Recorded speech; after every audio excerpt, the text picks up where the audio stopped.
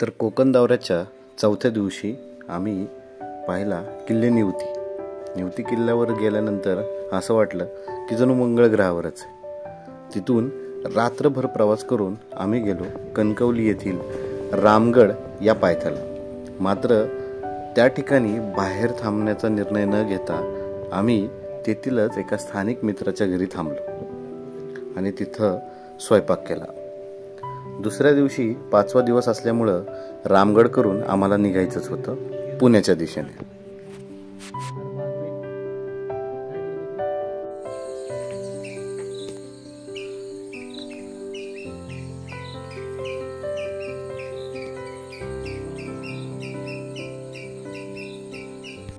तर सुप्रभात मित्रांनो, आज आहे दिवस 5वा. आम्ही आहे कोकणामध्ये आणि काल आम्ही रामगडच्या पायथ्याशी गेलो होतो. पण त्या ठिकाणी असं सांगण्यात आलं होतं की इथं जनावर आहेत, वाघ वगैरे असण्याची शक्यता आहे, गवे आहेत. तर तिथं बाहेर राहण्यात हे नव्हतं आणि तिथंच आपला मित्र भेटला संग्राम चव्हाण. तो दिघीलाच असतो पुण्यामध्ये. तर पुणे म्हणलं MH12 गाडी बघितल्यानंतर आणि लगेच गाडी वळवली आणि आमची अतिशय छान सोय त्याच्या घरी केली. तो आत्ता गावाला आला होता, म्हणजे नशिबाने तो भेटला आम्हाला. त्याच्यानंतर केदारसुद्धा म्हणजे अनोळखी माणसं आपण म्हणतो ना की ओळख नसताना सुद्धा सोबत होता. म्हणजे कालपासून अगदी आम्ही स्वयंपाक करेपर्यंत जेवणात सुद्धा आम्ही सगळे सोबत होतो. तर आम्ही इतकी मजा केली आणि खरंच स्वतःच्या घरात राहिल्यासारखंच इथं वाटलं. तर खूप भारी वाटलं. तुम्हाला पण आता पुण्याला यायचं बरं का आमच्यासोबत. येणार ना? कधीतरी आला ना बाई, नंबर आहे, लक्षात घे, हक्कानी फोन करायचा फक्त. नाही, खरंच भारी वाटलं, एक नंबर वाटलं. म्हणजे अशी आता काय म्हणतो आपण त्याला की अनएक्सपेक्टेडली होतं हे की कोणतरी भेटतं, एवढी चांगली सोय होती आणि एवढं आपलं नाही का असं बॉन्डिंग की आपण असे वाटत नव्हतं की आपण काल भेटलेलो आहे. तर हे खूप इम्पॉर्टंट आहे. भारी वाटलं. आता घोटणे गावात आहे आम्ही, त्याचं गाव आहे घोटणे. आता इथून मागे आपल्याला फक्त थोडंसं जायचं आहे 2 किलोमीटर, जिथं रामगड आहे. तर रामगड करूयात आणि मग पुण्याच्या प्रवासाला निघूयात. चलो. कोकणात इतर चांगले अनुभव आलेच, पण जीवाला जीव देणारी अनोळखी माणसं सुद्धा या दौऱ्यात भरपूर भेटली. 5वा दिवस असल्यामुळे पुण्याकडे निघायचं होतं. त्यामुळे रामगड हा शेवटचा किल्ला असं ठरवूनच लवकरात लवकर रामगड बघण्यासाठी गेलो.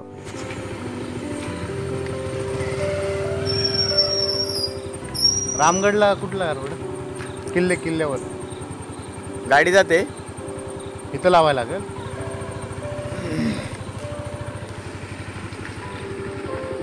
हे रामगड गाव आहे आणि इथून आता आम्ही किल्ल्याच्या दिशेने चाललो आहे.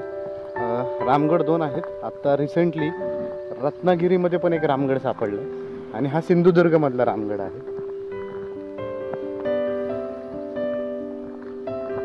तिकडेच आपण आता चाललेलो आहे.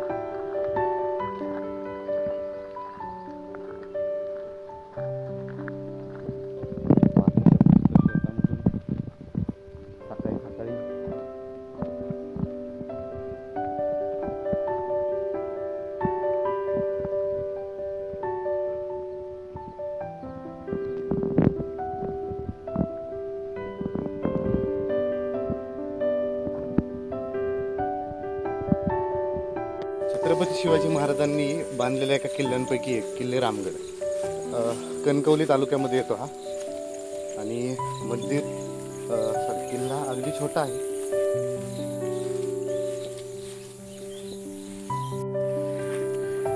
दुर्गवीर प्रतिष्ठानने इथं बोर्ड सुद्धा लावलेला आहे रामगडाचा आणि अगदी काही 5 मिनिटात आपण आता किल्ल्यावर पोहोचू.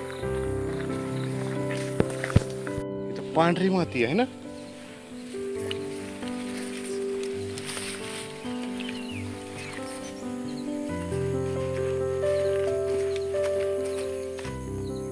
नाही रे, चुकलाय बहुतेक आपण. खाली जातोय तो रोड ना, इकडे जायला लागेल आपल्याला, डावीकडे.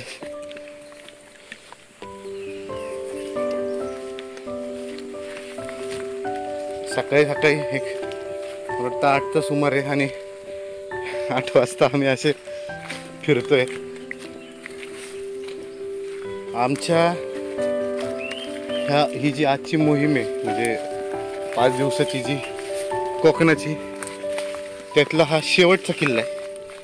त्यामुळं आपण म्हणतो ना, मोहीम संपवण्याची एक्साइटमेंट सुद्धा आहे. त्याचप्रमाणे एक 5 दिवसाच्या सुट्ट्या संपतात ह्याची खंत सुद्धा आहे. कारण आता आज आम्हाला कुठल्याही परिस्थितीत घरी जायचं आहे. वाईट वाटतं खूप, पण एवढ्या 5 दिवसात आम्ही ज्या गोष्टी पाहिल्यात, अनुभवल्यात, त्या खूप भारी आहेत. काय रे? पण खरंच कोकणातली माणसं खरंच भारी असतात, एवढं मात्र कळलं. ते तुमची आपुलकीने चौकशी करणार आणि तुमची सोय होण्यासाठी सुद्धा प्रयत्न करणार, एवढं नक्की.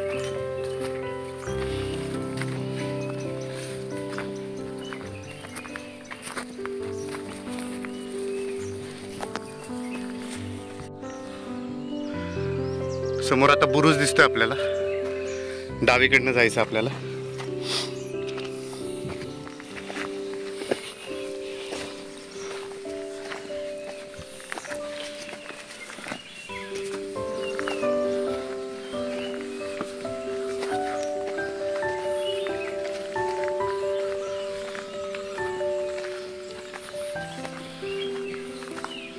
आणि आता आपण येऊन पोचलोय किल्ले रामगडावर.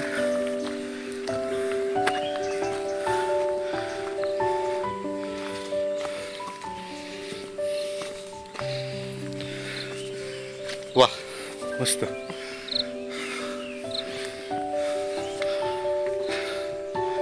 एक मात्र आहे, इथला दगड निखळलाय. भविष्यामध्ये मोठी पडझड होऊ शकते इथं. पहारेकरांच्या देवड्या आज जाऊयात. रामगड किल्ल्याचा इथे इतिहास सुद्धा दिलाय. फक्त 210 फूट असलेला हा किल्ला आहे, पण बरंच काय काय आहे याच्यात. गड नदी जी आहे, तर त्या गड नदी जी समुद्राला जाऊन मिळते ना, तर त्या ठिकाणीच त्या खाडीवर छत्रपती शिवाजी महाराजांनी हा किल्ला बांधलेला आहे. आता हे जे किल्ले आहेत ना कोकणातले, हे बऱ्यापैकी आरमाराच्या अखत्यारीत येतात. त्यामुळं बऱ्यापैकी या भागात जे जे किल्ले होते ते आपले कान्होजी आंग्रे आणि त्यानंतर त्यांचा मुलगा तुळाजी संभाजी आंग्रे यांच्या जवळपास अखत्यारीत होते, म्हणजे त्यांच्याकडेच होते. चला, वारे वा. विरगळ समाधी, गजलक्ष्मीचं शिल्प, भरपूर काय काय. म्हणजे आज म्हणजे असा एकमेव असा हा गड असणार आहे जिथं आपल्याला विरगळ, गजलक्ष्मी बघायला मिळणार आहे, कोकणातला असून सुद्धा. हे एक विशेष असणार आहे.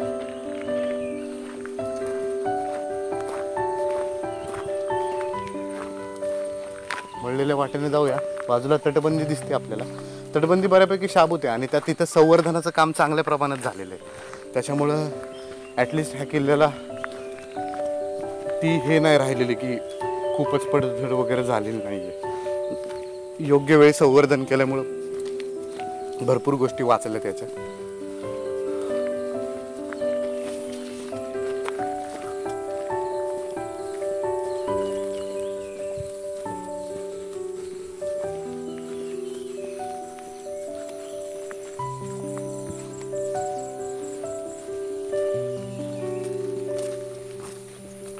तटबंदी दिसते आपल्याला. आता ह्या तटबंदीवर पूर्णपणे वृक्षवेलींचा आच्छादन आहे. उन्हाळ्यामध्ये अगदी स्पष्ट दिसू शकते.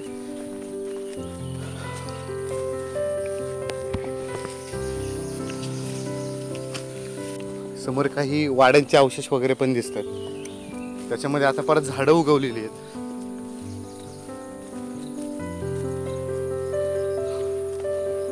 एक बुरुज दिसतोय समोर, भगवा ध्वज सुद्धा आहे. हा मोठा चौथरा दिसतोय. आता याच्यावर झाडं वगैरे उगवलीत, पण पूर्वी मात्र इथं मोठी सदर वगैरे असावी असं वाटतं.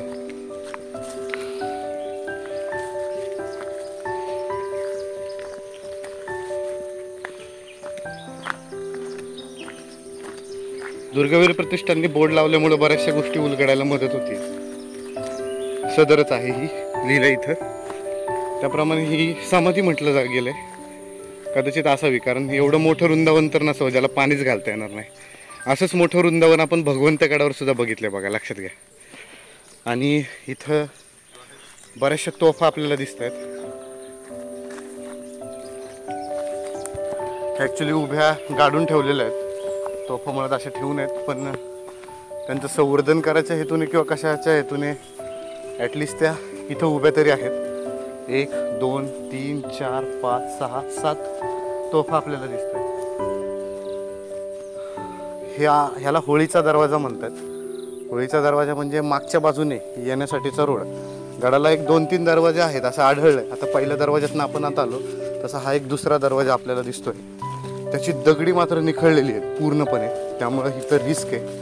तुम्ही बघू शकता की इथं दगडी निखळलेली आहेत, म्हणजे अचानक कधी त्यातला दगड खाली पडेल आणि संपूर्ण हे खाली येईल याची गॅरंटी नाही देता येत. तरी आपण पटकन जाऊयात पुढं. हा दरवाजा पूर्ण बुजलेल्या अवस्थेत आहे, पडझड झालेली आहे या बाजूने. ह्या बाजूने कदाचित कोणाचं आता येणं जाणंही नसेल, पूर्ण पडझड झालेली आहे या बाजूले. नाही, हा होळीचा दरवाजा आहे. पुढं तटबंदी पुढपर्यंत अगदी गेलेली दिसते, काही ठिकाणी ढासळलेली सुद्धा आहे या बाजूला, पण त्या ठिकाणी पूर्ण बंद असल्यामुळे जाता येणं जरा अवघड आहे आत्ताच्या परिस्थितीत तरी.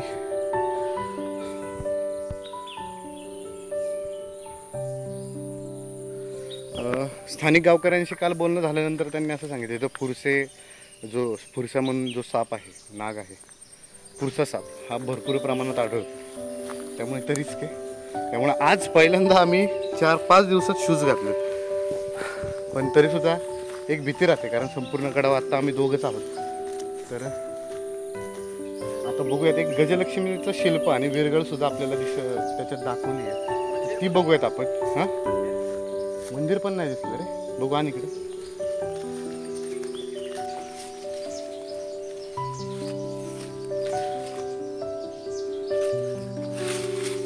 हो, ह्या बाजूने वाहते. तर किल्ल्याच्या या पलीकडच्या बाजूने गड नदी वाहते. आत्ता एक्झॅक्ट सूर्य इकडे आहे ना, म्हणजे पूर्वेकडनं गड नदी वाहते, आणि त्या गड नदीवर आणि तिच्या खाडीवर लक्ष ठेवण्यासाठीच रामगड बांधण्यात आला होता. या बाजूला आता आपण वाड्याचे अवशेष बघतोय. इथं पुढं एक प्रवेशद्वार आहे, दरवाजा आहे, आणि पुढं पण 2 दरवाजे आहेत. हे उद्ध्वस्त वाड्याचे अवशेष आहे. आणि आता आपण जाणार आहोत गणेश मंदिराकडं.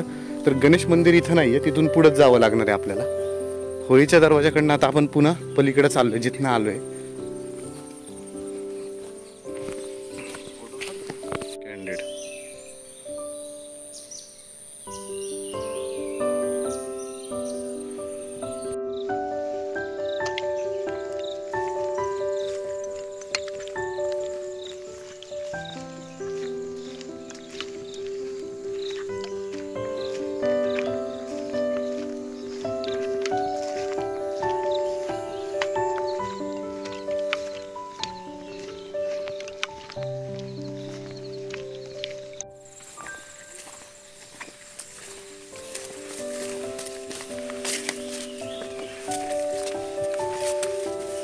बरोबर ना?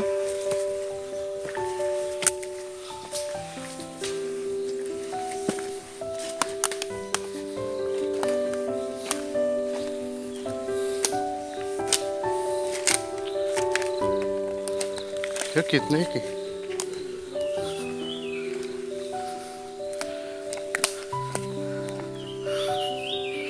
घराचा अवशेष वाटतोय खरा, आहे ना रे?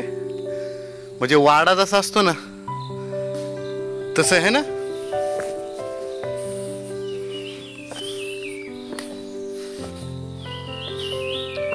बरोबर वृंदावनामध्ये चौसोपी वाडा म्हणतो तसा ही एंट्री आहे. मस्त एकदम. मगाशी पाहिलेलं वृंदावन आणि हे वृंदावन फरक आहे. ते वृंदावन नव्हतं, ती समाधी होती, कारण ती उंच होती. एवढ्या ह्याच्यावर नसतं, त्याच्यावर झाडं वगैरेच उगवतात. आणि शक्यतो गणपती मंदिर नाही दिसलं अजून. प्रॉपर वाडा आहे बरं का अख्खा. काय दिसतोय रे. ही एंट्रन्स आहे, ह्या पूर्ण खोल्या आहेत सगळ्या. हे जायला नाही का सगळ्या खोल्यांकडे जायच्या वाटा. अरे गणपती हे बघ समोर आहे. मी म्हणलंच काहीतरी मिस करतोय आपण.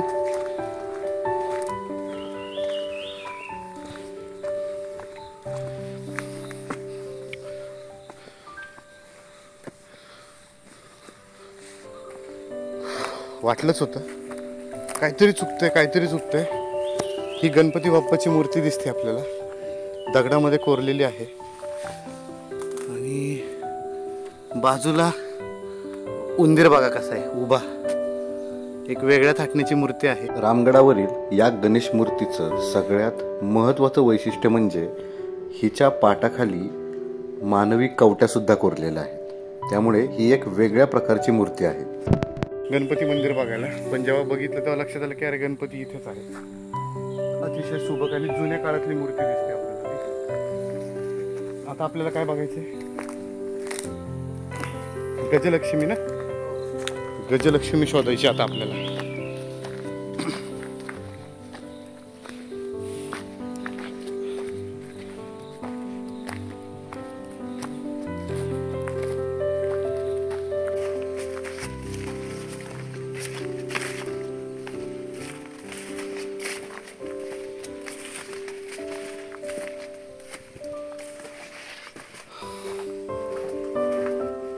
नाही इकडं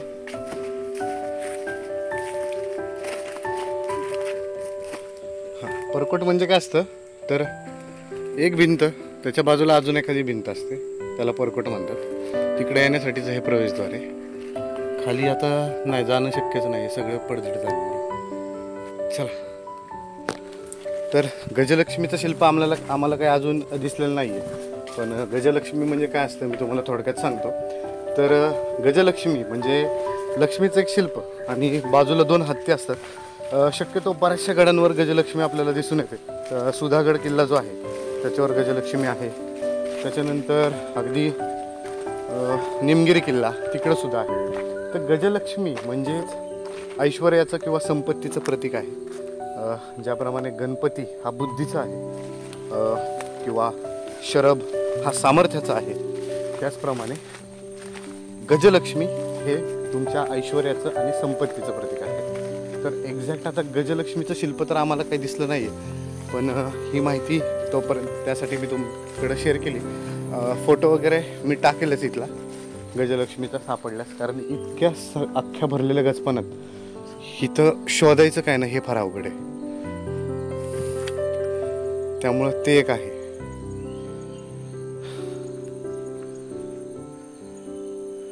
आणि गणपतीची मूर्ती आपण बघितली मंदिराच्या आवारात खाली विरगळ आहे. कुठल्या? मल्लिकार्जुन. म्हणजे कदाचित मल्लिकार्जुन मंदिराच्या हितच. मल्लिकार्जुन यांची मंदिर आहे. बर गजलक्ष्मी तिथं आहे खाली. हा, आणि सगळ्यात वाढीव म्हणजे हितला गणपती वेगळा आहे.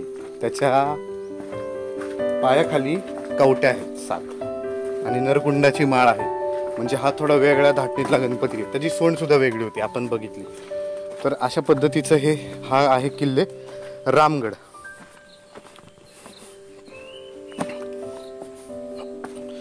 चल निघूयात.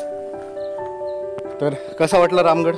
आता आपल्याला निघायचं आहे पुण्याकडं आम्ही जाणार. कराडला मित्र आहे, त्याच्याकडे जाऊन जेवण दुपारचं. पुण्याकडे जायच्या आधी कराडला सोहमकडे जायचं. हां हां इथं गडाचं सगळं पाहणार आहे किंवा गडाविषयी माहिती असणारे एक जण आहेत, त्यांच्याकडे आता आम्ही जाणार आहोत. थोडीशी माहिती त्यांच्याकडनं अजून गडाविषयी घेता आली तर बघूयात, जेणेकरून आमचं अजून रामगडाविषयीची माहिती समृद्ध होईल. तर बघूयात आपण. तर वरती आपल्याला कुठलंही गजलक्ष्मीचं शिल्प आणि विरगळ नाही दिसलेली. ती विरगळ कदाचित तिकडं खाली असू शकते, ती आपण एकदा बघूयात. कारण शेवटी रामगडाच्या घेरातलंच हे मंदिर असल्यामुळं त्यालाही तितकंच महत्त्व आहे. तर हे मंदिर कुठलं आहे ते बघूयात आता.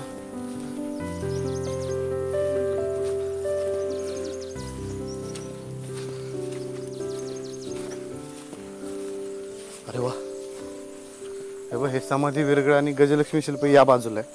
तर पहिलं आपण मंदिरात जाऊयात, मंदिर बघूयात. मला वाटतं मल्लिकार्जुन मंदिर आहे हे.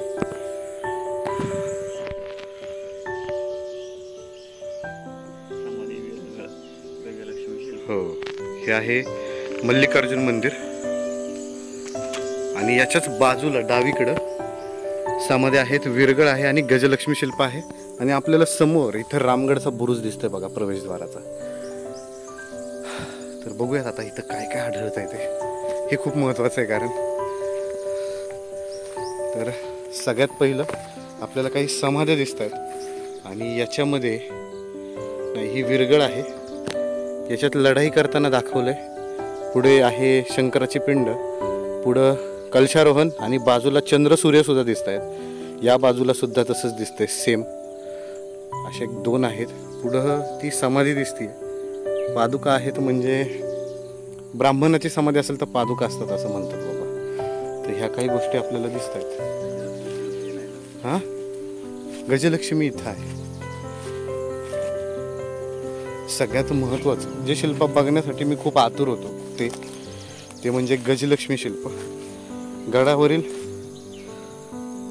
ऐश्वर्याचं, संपत्तीचं आणि मांगल्याचं प्रतीक हे आहे गजलक्ष्मी शिल्प. बाजूला 2 हत्ती कलश आहे त्यांच्या हातात आणि मध्ये लक्ष्मी आहे. अतिशय सुंदर असं शिल्प आहे. त्याचप्रमाणे इथं सुद्धा एक विरगळ दिसते आपल्याला.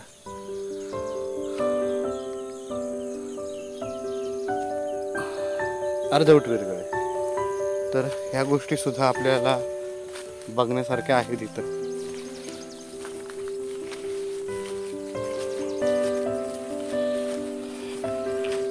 तर निघायचं आता पुण्याकडे प्रस्थान करायचंय. त्याच्या आधी जरा सुधीरशी थोडंसं मनोगत, कारण सोबत जरी असला तरी त्याला काय अनुभव आले ना हे त्याच्याकडून ऐकून घ्यायचंय थोडंसं. तर काय वाटतंय सुधीर, कसं वाटला हा 5 दिवसाचा प्रवास, तुला कसा वाटला?